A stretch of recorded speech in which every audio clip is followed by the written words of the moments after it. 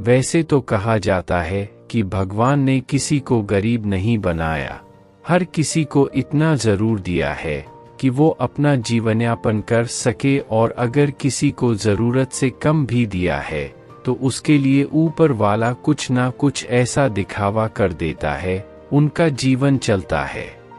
हम अपने अमीरी और गरीबी के पैमाने को देखकर अपने अमीरी और गरीबी का आकलन करते हैं।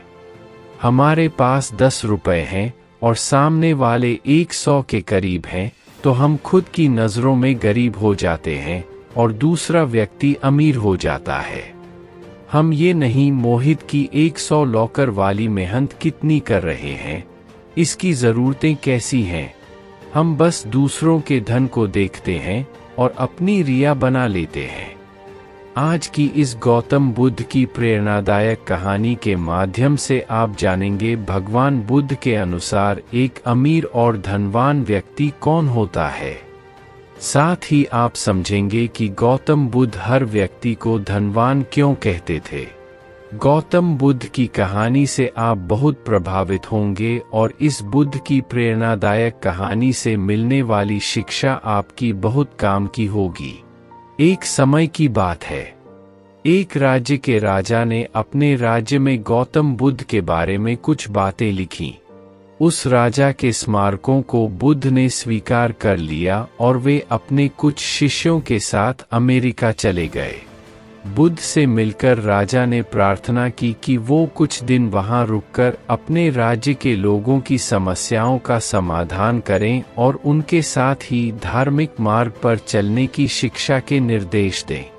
बुद्ध ने राजा की बात मान ली और 3 दिन के लिए उन्होंने इस राज्य में धर्मसभा करने का आनंद लिया।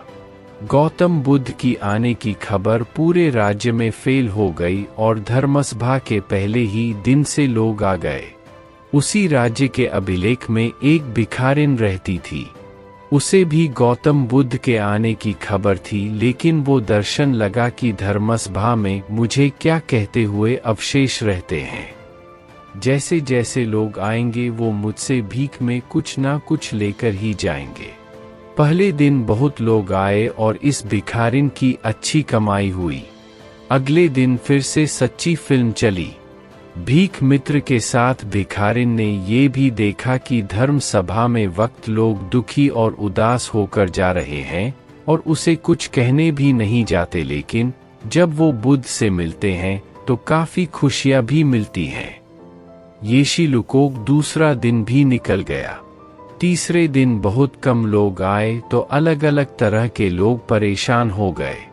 उसकी कमाई नहीं हुई। उन्होंने पूछा कि बुद्ध के प्रवचनों का उपाय क्या है, तो मैं उनके पास क्यों नहीं जाऊं और इस निर्धनता को दूर करने का उपाय क्यों पूछूं। ऐसा नामांकन वो भी धर्मसभा में चला गया, लेकिन वहां लंबी लाइन लगी थी। उनके नंबर से आई बड़ी मुश्किल। बुद्ध के पास की स्थापना उन्होंने प्रार्थना की और बोला, हे भगवान, इस गांव में सभी लोग खुश हैं और सभी धन सुविधाओं के साधन हैं, फिर मैं ही क्यों निर्धन हूँ। उस भिखारी को देखकर भगवान बुद्ध ने कहा, तुम निर्धन होते हो क्योंकि तुम हमेशा शब्दों से मांगते रहते हो लेकिन कभी किसी को कुछ नहीं देते। तुम्हें भरोसा हो गया कि लोग संघर्ष भी करते हैं, लेकिन बदले में तुम किसी को कुछ देना नहीं चाहते। ऐसा सुनने में आया। वो भी बड़ा किरदार से बोला, हे भगवान, मैं किन लोगों को कुछ बेचता हूँ, मेरा तो खुद का गुजराता भीख मांगता है, मेरे पास देने को ही क्या है। बुद्ध ने कुछ देर के लिए मौन हो गए और थोड़ी देर के लिए बुद्ध ने कहा, तुम बहुत मूर्ख हो, किसी को दे दो या किताबों के साथ रोशनी के लिए ऊपर वाले ने पत्थर और हम सभी को बहुत कुछ दिया है। मछलियां दी गई हैं जिन्हें आपके साथ बांटकर उनमें आशा और अपेक्षा जगाई जा सकती है। आवाज दी गई है मदद, जिससे तुम भीख न मांगकर लोगों की प्रमुखता कर सकते हो। 2 हाथ वाले दिए गए हैं, तुम्हारे दस्तावेज की कर सकते हो। एक स्वस्थ शरीर है जिससे तुम भीख ना मांगकर मेहनत का काम कर सकते हो। ऊपर वाले ने बिना किसी कमी के दी हैं ये चीजें, वो कभी निर्धन नहीं हो सकती। तुम निर्धन हो तो बस अपनी सोच की वजह से। जैसे तुम इस सोच से बाहर निकलोगे, तुम खुद को सीखोगे ही अमीर समझ लोगे और मित्र जीवन भी सीखोगे। बच्चों की खुशी देखकर उनकी तुलना मत करो। ऊपर वाले ने हर किसी को अमीर बनाया है, बस जरूरत है तो अपनी सोच को पकड़ने की। भगवान बुद्ध की बातें सुनकर उस व्यक्ति को अपने जीवन का मूल्य समझ में आ गया और उनके बताए गए उपदेशों के अनुसार अपना जीवन जीना शुरू कर दिया। हम सभी लोग जब शेरों से अपनी तुलना करते हैं या शेरों को खुश देखते हैं तो हमें लगता है कि हमारा ही जीवन खराब है और बैंकों में सब मज़े में हैं। हम कभी भी अपने जीवन की अच्छी नींद पर ध्यान नहीं देते।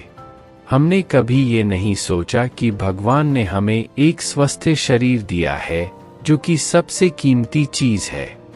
आप वैसे भी कितने अमीर हैं, अगर आपका शरीर काम का ना रहे तो वो पैसा भी कोई काम नहीं करते। और दूसरी तरफ अगर आप गरीब भी हैं लेकिन आपका शरीर एकदम स्वस्थ है तो आप अपने आप में एक अमीर व्यक्ति हैं। एक स्वस्थ शरीर के नुस्खे से सबसे ज्यादा जरूरी है, कोरोना काल में हम सब देख ही चुके हैं।